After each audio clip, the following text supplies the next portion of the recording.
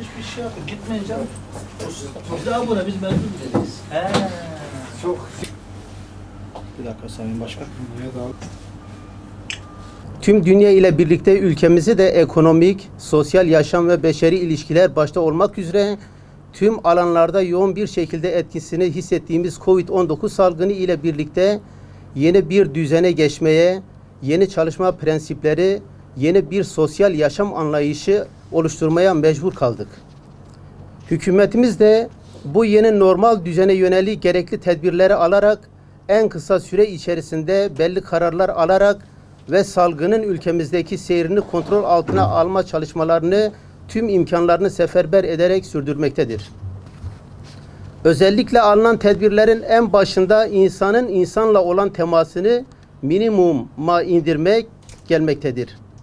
Tüm dünyada kabul gören bu salgına karşı en etkili koruma yöntemi olarak öne çıkan bu yöntem iş dünyasında özellikle de kamu kurumlarında uygulanması Cumhurbaşkanlığımızca yayınlanan genelge ile garanti altına alınmıştır.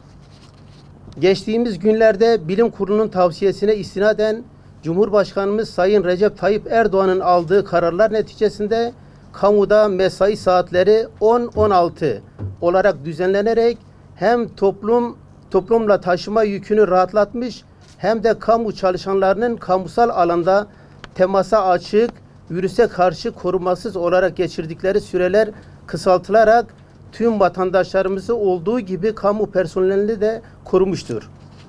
İş ve işlemlerin sorunsuz yürüyebilmesi için personelin sağlıklı kalabilmesini temin etmek amaçlanmıştır.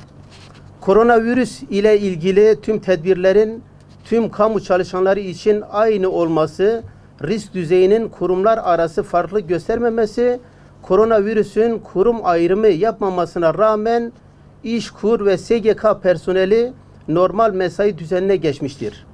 Malatya'daki bu iki kurumumuzda esnek ve dönüşümlü çalışmaların kaldırılması kabul edilebilir bir durum değildir. Türkiye'deki ilk vakadan itibaren 9. ayına girdiğimiz salgının hiçbir döneminde ilgili kurumların iş akışlarında herhangi bir aksama olmamış, hatta bugünden çok daha fazla yoğunluğun olduğu dönemler bile esnek ve dönüşümlü çalışılarak sorunsuz atlatılmıştır. Virüs kurum tanımıyor. Koronavirüsle mücadelemiz sürerken kamu personelleri fedakarca çalışmalarını sürdürmektedir. Ancak şunu unutmamamız gerekir ki koronavirüs kurum ayırmıyor. Büro memursen olarak kurumlarımızın tabi tutulduğu bu çifte standardı kabul etmediğimizi bildirerek ilgililerin bir an önce sorumluluk alarak mesai arkadaşlarımızın sağlığı ile işi arasında bir tercih yapmaya zorlanmasının önüne geçilmesini talep ediyoruz.